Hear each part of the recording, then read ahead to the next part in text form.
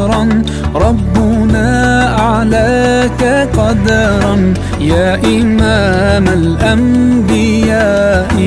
أنت في الوجدان حي، أنت للعينين ضي، أنت عند الحوض ري، أنت هاد وصفي يا حبيبي يا محمد. يا نبي سلام عليك، يا رسول سلام عليك، يا حبيب سلام عليك، صلوات الله عليك.